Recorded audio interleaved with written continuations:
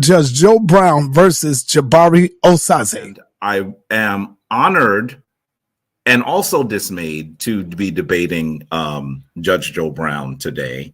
I thought that this debate would be good, not only because we could clarify for people of African descent, for Black people, how we should actually view the election and perhaps even who they might decide to vote for. But I'm debating this elder here today because he said some really strident things. He said things that I would term misogynistic. He'd said some things that I would say are based in really inappropriate commentary about one of the candidates, while he has also been extremely in favor of a candidate who has displayed openly misogynistic and racist views. And so I want you to know today, family, that I intend to hold Judge Joe Brown's feet to the fire. You know that I'm going to be respectful. You know that I'm going to honor Judge Joe Brown and not be disrespectful to him, but I am going to take the fight to him because I really do believe that some of the things that he said are beyond the pale. We have one candidate who is attempting to describe policy. We have one candidate who is attempting to describe what the future of the United States should look like. And we have another candidate who is spending all of their time engaging in complaints about personal grievance, engaging in attacks on people based on their gender, based on their race, based on their ethnicity. I truly believe that one candidate, and I am talking about Donald Trump, is beneath the position of the president of the United States. Yet Judge Joe Brown has clearly supported him and supported him with commentary that, as I said, is inappropriate, but also supported him with ideas that are not based in reality. I have heard Judge Joe Brown on several platforms spout things that are based in innuendo and rumor. Well, I want to explain to Judge Joe Brown and to the entire audience that this is the sa.neter TV studio community, and we say source up or shut up. I'm really going to look forward to seeing him source up and defend his claims. Thank you. Can you hear? Yes, we can. All right. I don't need any references because I am the reference. And what usually happens when people ask for reference, they want facts, when what they're really talking about is, in an academic sense, the references are also arguments that lend weight to what's going on. To begin with, I'm waiting for our first Black American candidate for either vice president or president of the United States. We haven't had one yet. Barack Obama at least had white ancestors with a long connection with the country, but his African side was very recent as daddy. I guess he was alive Afro-American or African-American. Kamala Harris has absolutely none. Her parents had a temporary visa status on an academic admission, so they were visitors, so they weren't even trying to settle the place, so she's effectively fresh off the boat. So I'm waiting for our African-American, our Black person with an American legacy who comes in here to run for president. As far as I'm concerned, she's a fake. And if we're talking about a paint job, well, I'm a hunter, and I used to put out decoys when I wanted to bring in ducks because I wanted duck l'orange for dinner.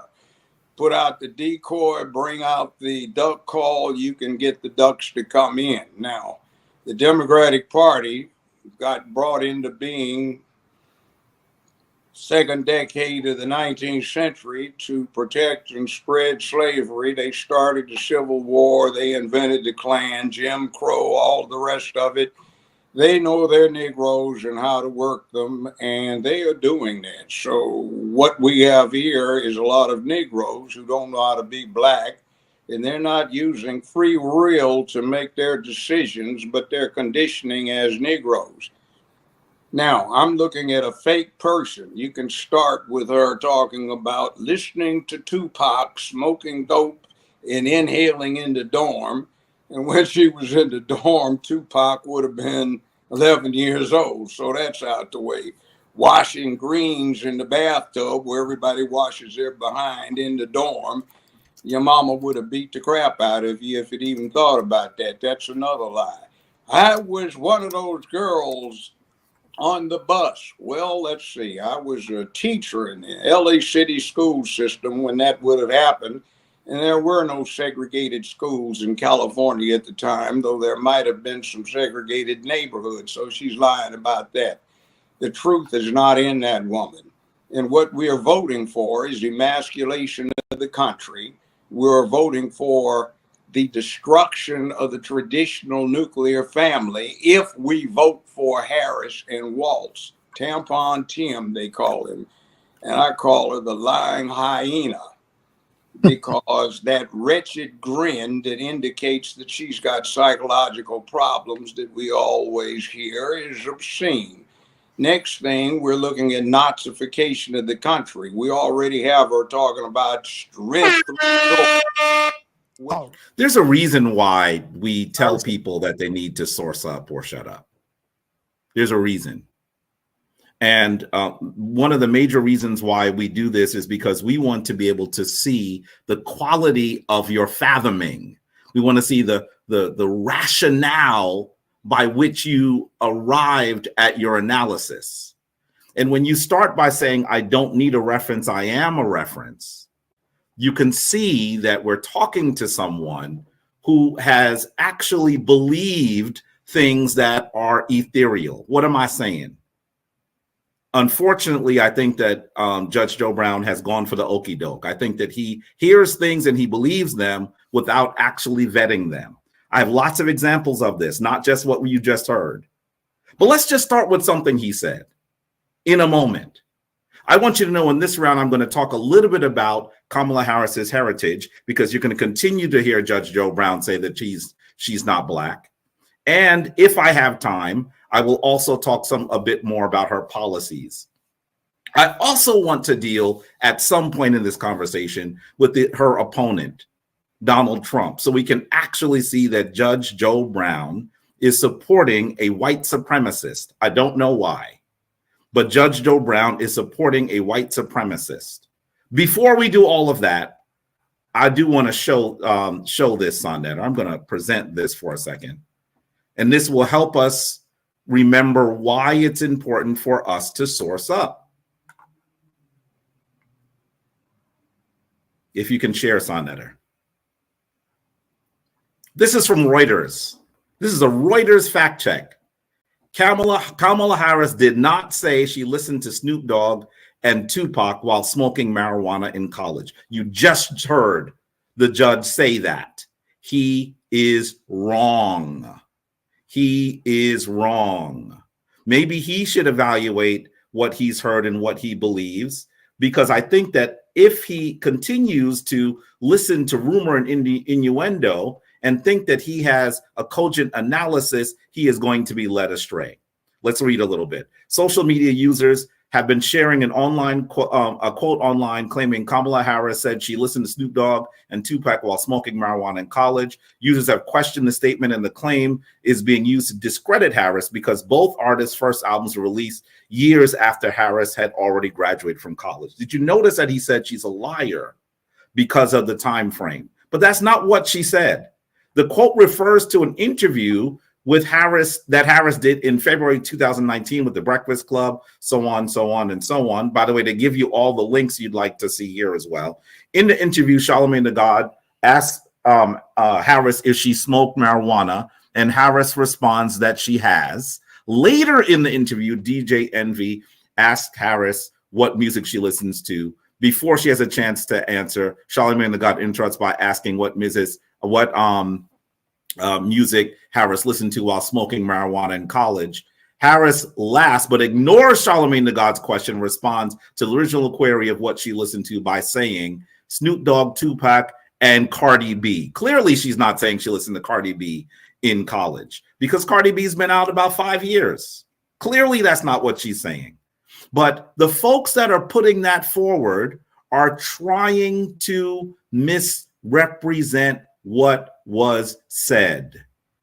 And as they do that, I want you to know that what you have to do is listen to folks, evaluate what they're saying, and then chastise them for the inappropriate comments that they have made.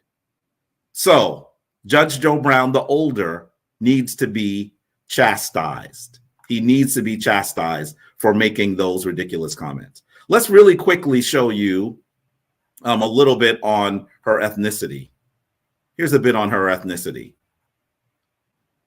Here are her parents. These are Kamala Harris's parents.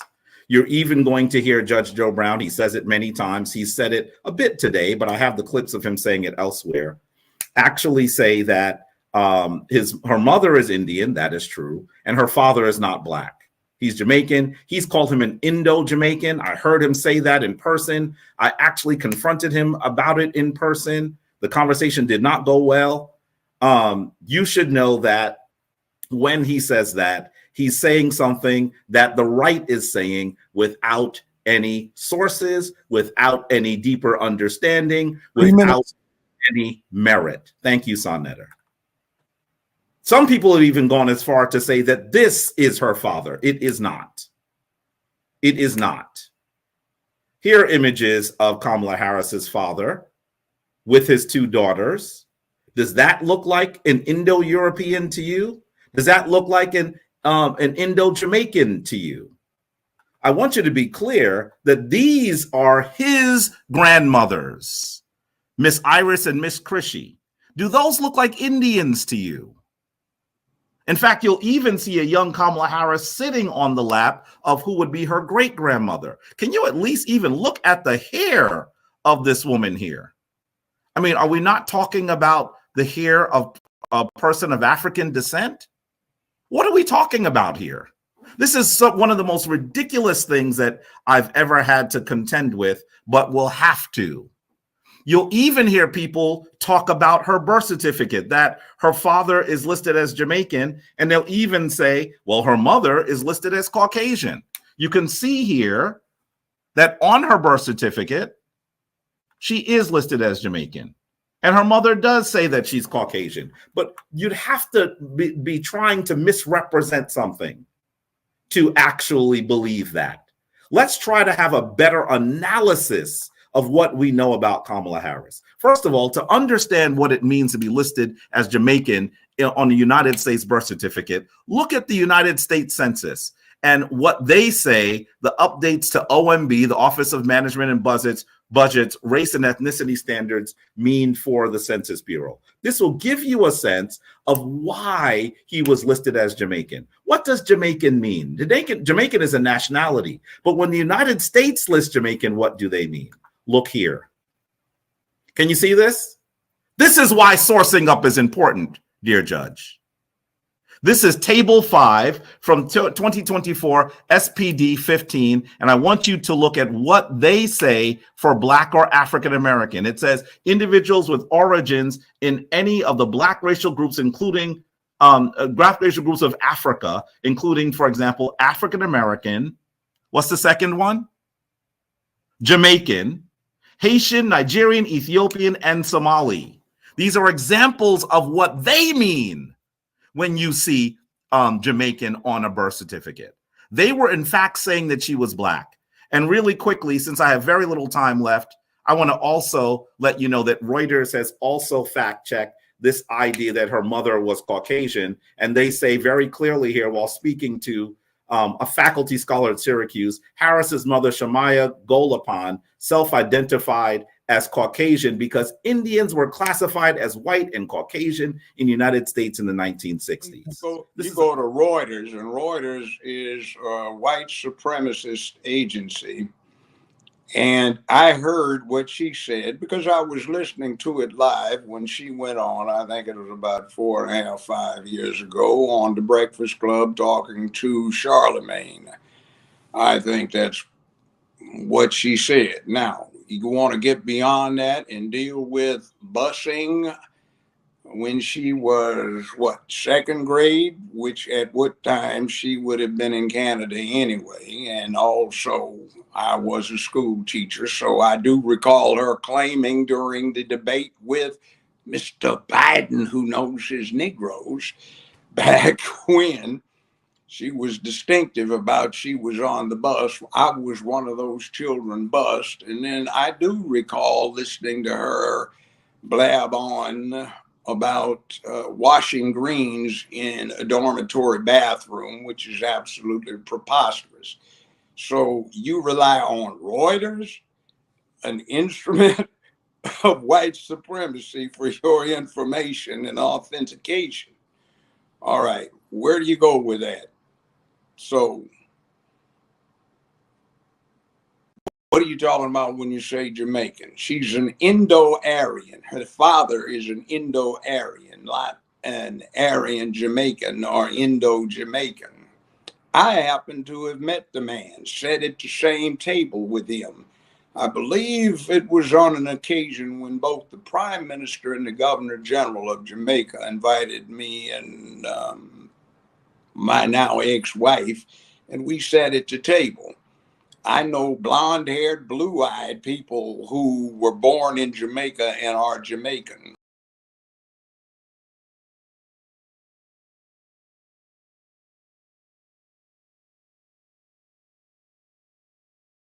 Redhead, one was blonde, both of them born in Jamaica, because it was part of the English Empire, part of the English Commonwealth.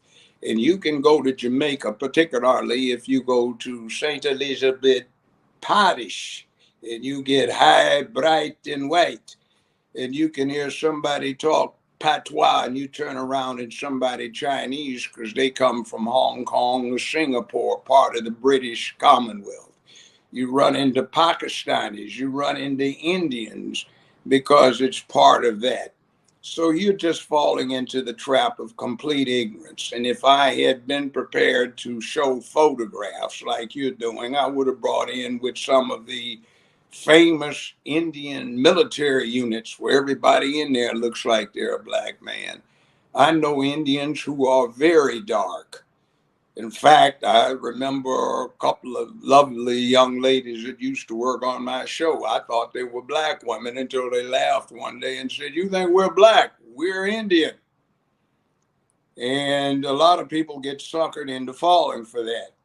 Where that birth certificate of live birth came from is interesting. My late mother-in-law used to be a paternity nurse in that very same hospital during the very same year that woman, Mrs. Imhoff, was born, Kamala Harris Imhoff. So she seems to be playing chameleon here. Let's see, she's adopted two Jewish children when they were in high school. That's okay, that's her business. She belongs to the Hillcrest Country Club, a famous, very wealthy, very white, very Jewish country club that has had very bad relations with black folk for the longest time in Los Angeles. Okay, you want a reference for that? Go look it up. But that's the fact of the thing. She is a fake. And being someone from Jamaica does not make you black. It only makes you somebody born in Jamaica. Now, that's just the way of it. If you look at that birth certificate and you examine it, it's interesting. It says point of origin for the mother, it says India. It says race, it says Caucasian. For the father, where he's from, it's blank, which should have had Jamaica in there. And where it says race, it says Jamaican, but you can have black, white, brown, red, yellow. And as many times as I've been to Jamaica, I've seen all of the above who were born in Jamaica and would be classified as Jamaican subjects. So that's a non-issue. Now, where do we go from there? It's like, what policy do we have? We have someone who has been in charge of the southern border, and they have completely failed, but they want to be commander in chief and in charge of securing the United States. They can't even secure a border, let alone the country.